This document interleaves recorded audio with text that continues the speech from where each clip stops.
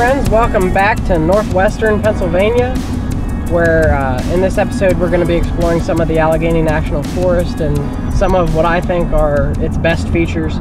So right now we just finished biking the Knox and Kane Rail Trail, which was last week's episode, but on our way back to Chapman State Park where we're staying, we want to stop and see Brent Run Falls, which last time we were up here we were very close to it. We seen the trailhead, but I didn't realize basically you just kind of drop down over the hill and the main falls is right there. There also is a trail there, but I don't think we have time to do it, unfortunately. I had wanted to, but yeah. So are you excited to finally go see the waterfall that we thought was cool last time? Yeah. Don't sound so enthused. Still trying to recover from the bike ride. That trail's a little hilly. It was uphill both ways, as they say. But it was actually uphill both ways. So, no, it'll be nice to go see the waterfall. It'll make our daughter Sarah want to go swimming even more. So I think we're gonna have to try that tomorrow. Yeah, things take a little more time sometimes than what I always expect. So we didn't get to do that today.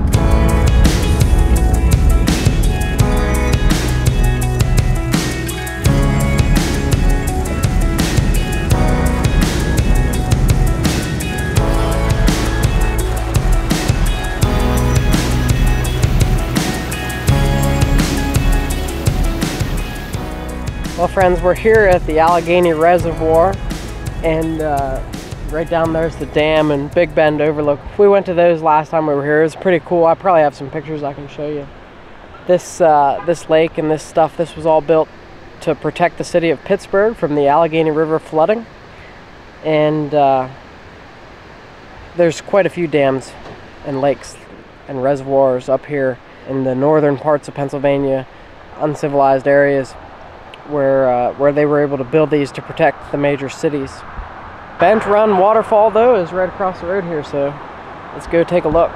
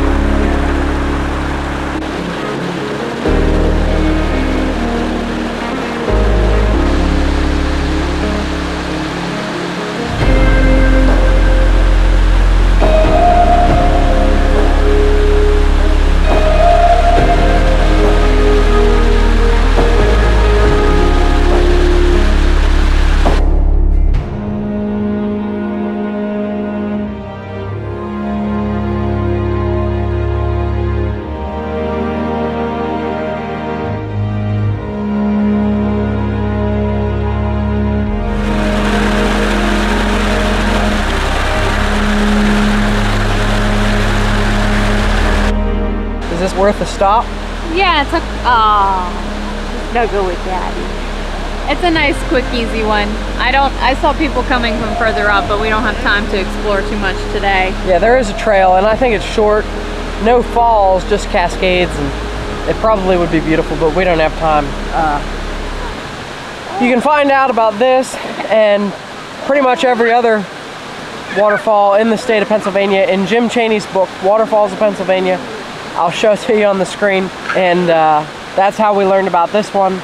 It's funny because last time we were here, we drove right past it, and you know, if I'd have known it was right here, we could have just stopped.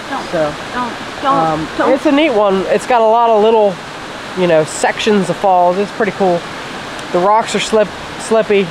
Don't go climbing around on it, because I fell.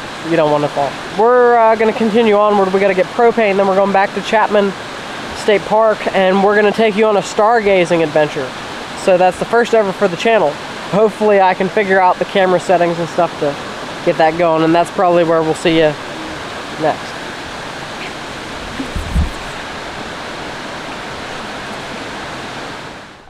Alright friends, so we're back here at Chapman State Park where we're staying. I'd like to give you some more details on the campground itself. That'll be in next week's episode. But so far, I mean, it's a beautiful place and it's got this beautiful lake, and we're going stargazing. We're late because we have kids and life. But yeah, they're doing some sort of presentation down here at the beach, and it looks like they have telescopes and stuff. However, the sky does not look clear, so I don't know what we're going to be able to see. And I don't know what I'm going to be able to share with you, because like I said, I'm not very particularly good at night photography, but I think the iPhone's kind of idiot-proof, so hopefully I'll get something for you. And I'll play with the settings on this camera too, and we'll see what we get. But up here there should be no light pollution, so if there's stuff to see, we will see it.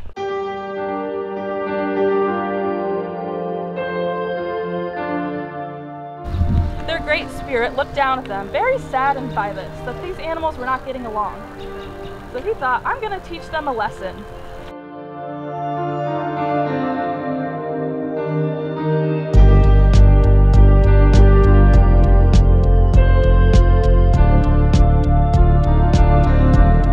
Alright, well, good morning friends. Today's adventures, we're going to head over to Heart's Content, and it's like a 1.2 mile loop through some old growth forest that we're going to take you to. But right now we're still camped here at Chapman State Park. This is just below my parents' cabin. We're waiting on them to get ready, but Yeah, there he is. there's Pop. But yeah, as soon as Sarah's ready to go, we're heading out. Are you excited for the hike? Yeah, this should be an interesting hike. We're taking the dogs this morning. All Trails says that you can, so we're The dogs need a walk. the dogs need a little bit of a walk, and figured today was a good day to do that as well, since it's just a 1.2 mile loop. It should be easy. And then this afternoon I think we're going to take some boats out on the water here behind us, so should be a good day. Alright, so friends, we're here at the Heart's Content Scenic Interpretive Trail. There's supposed to be an old growth forest back here. Like I said, this is a 1.2 mile loop, so it should be an easy walk, and I'm pretty excited about it. This is something that's been on my list ever since I found out about it, and we've had some really good experiences in our national forests, so my expectations are obviously through the roof just based on that. So looks like Sarah and them are ready to go. We've got the dogs here with us. All Trails does say you're allowed to have dogs, so we've got them, and let's go check it out. So they've got a nice sign here right at the beginning, and it talks about the different kinds of trees that we're going to come in contact with and the bark associated with them. So you've got a beech tree, and then of course the hemlock, which we're hoping to see a good bit of, and then white pine. It seems like there's a difference as the tree gets older. This is an 80-year-old tree, and as the bark gets older, 325-year-old trees, it's a lot more gnarly. And so I think I've noticed that as well on some other trails that we've been on.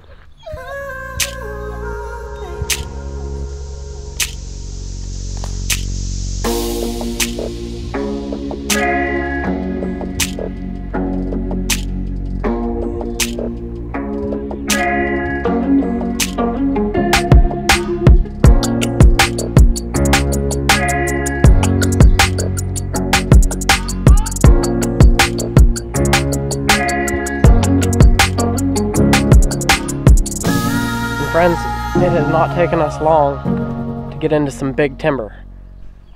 It's awesome. And as far as what I can tell, looking at the hemlock branches that's right above me, the adelgid isn't present here. So either they've been treated or it hasn't come this far north yet. So get here while you can still see it. Man, these are some nice trees. Beautiful forest. It looks to be like there's two loops here, a long loop and a short loop. I think the long loop is the 1.2 miles one that we're doing. However, the short loop gets you into the big timber. So if you can't walk very far, or you don't want to, you can always do the short loop. This tree here, I don't know what kind of tree it is, the big one. I mean, it could be a beech. I think it is a beech. But So it's not just your conifers here. There's some deciduous trees, big ones as well.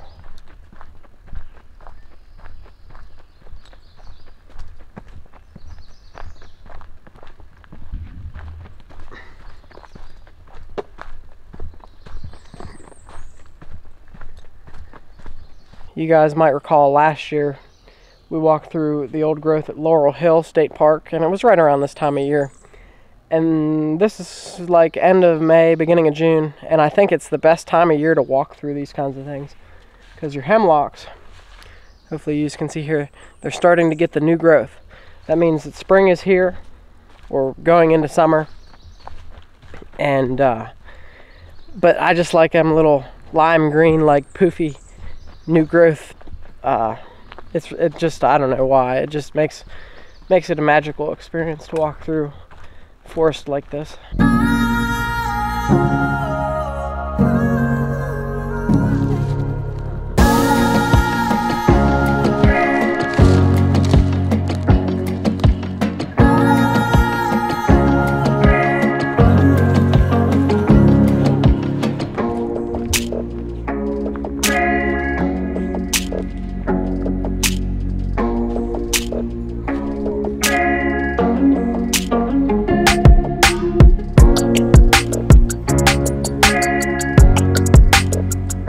Check this bark out.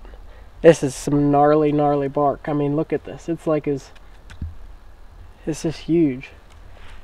And if you stand under this tree, I don't know how tall it is, but it's incredible how tall it is. There's another big one right there. I think that's a hemlock. But I mean, as far as bang for your buck, if you want big trees in Pennsylvania, I would say this is probably the best old growth that we've been to. Just because the amount of big trees that's here. And check this out.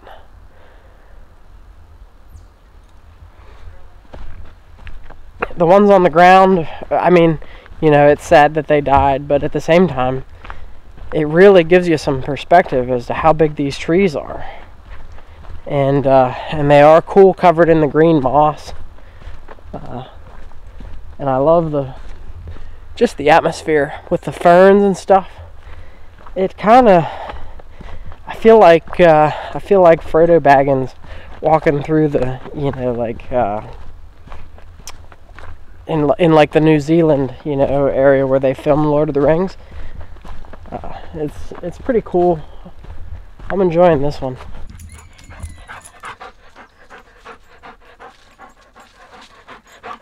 Boy.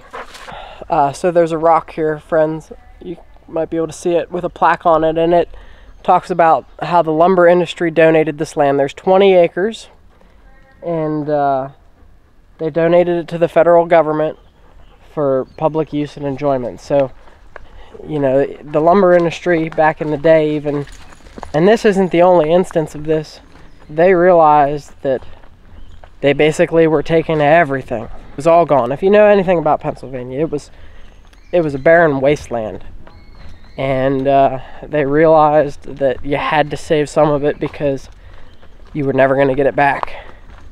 So we're lucky that places like this exist, and we're lucky that there's so many of them.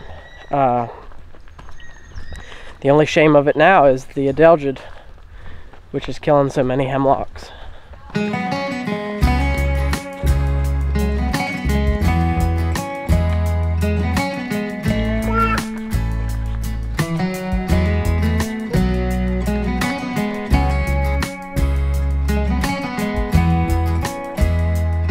Hello. Ow! You still got a hold of me. What do you think of the forest? I think the forest is really nice. This is a nice walk. I'm actually surprised. There was an awful lot of cars in the parking area, but we have not come across anybody else on this trail. Which is definitely a plus. Yeah, I'm not complaining. I'm just shocked. Yeah. There was a lot of people here, But loop trails are nice because you don't run into as many people. That's true. That's true. And this started right at the parking area, so this is super nice. If anyone is wondering, there is a restroom at the trailhead. It's kind of tucked back away behind a big sign that kind of talks about the area, so that's good to know. This is not necessarily an accessible trail, but it's not a hard trail either. No, and like I said, there's a short loop. Yes. If you just want to do the short super loop. short, so. Okay, well, we got to get going because Sarah is MIA. She's leaving without us.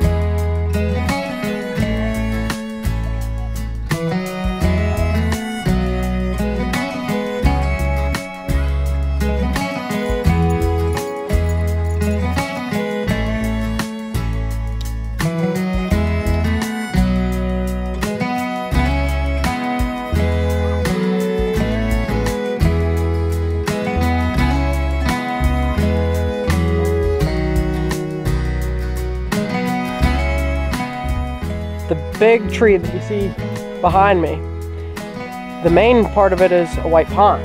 But if you look at this center section, that's a beech tree, and they're kind of like grown together at the bottom.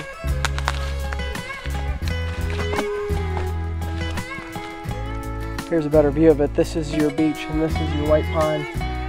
The beech may no longer be alive, but this white pine, it is, and it is so tall, it's absurd. And friends, this here is one of the bigger beech trees that I've found and seen that's still alive and healthy. I've seen some bigger ones, but they look like they've since passed. But this one's pretty big.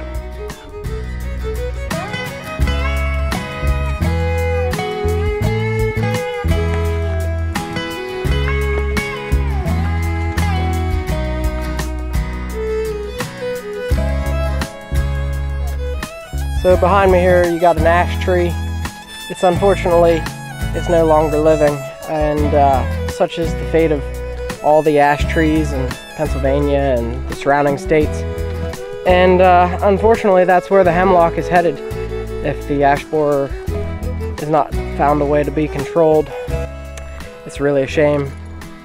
A lot of times when you're in these old growth forests you don't expect to see a red oak, but here one is, and just look how huge it is.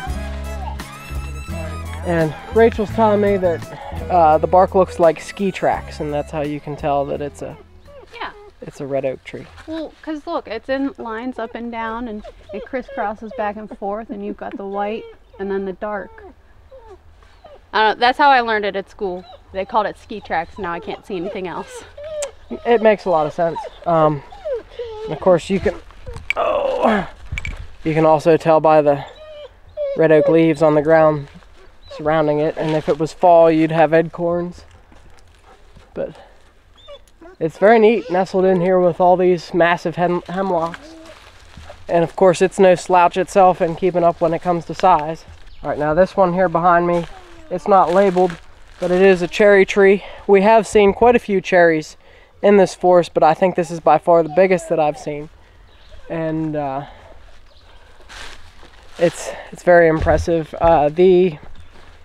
There's an old growth forest that I intend to take you to very, very soon. Now that's a hike, but the cherry trees in that particular one, they all got diseased and died. So I guess they are a more disease-prone tree. So it's surprising to see them here, but there's been quite a few, just none that were as big as that one back there. We've all been incredibly impressed by this hike. This, if you're a Pennsylvanian, put this on your to-do list. This hike is awesome, and I'm sure there's more to come here.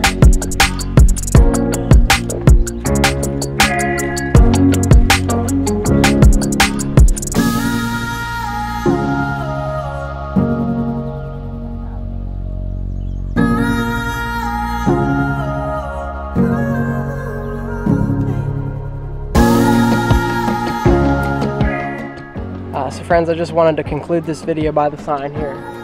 This is 120 acres of 400-year-old timber, and it absolutely does not disappoint. My dad was just telling me he's been hiking in the woods his entire life, you know, across the whole country, and he's 60-some years old, and he's never been as impressed as he was with this here today. So it's absolutely a must-see. I can't stress enough how awesome this place is. One thing that's interesting, that the sign says you shouldn't screw with the trees. That should include carving stuff into them. If you come here, please don't do it. I've seen several beech trees, people writing stuff in the bark. That's really not helpful. When you wound a tree like that, that's how insects can get access to the heart of the tree, and that's how the trees die. So please, please, please don't ruin the beautiful things that we have in the world. And it would just be sad to see a place like this get destroyed. So friends, in next week's episode, we're going to continue over at Chapman State Park, where we're camping, and hopefully we'll be doing some hikes and stuff around there. And so that's where we're headed back there now to enjoy the rest of our evening. So be sure you're subscribed and keep following along with us in our adventures. It's only going to get better from here. See you next week.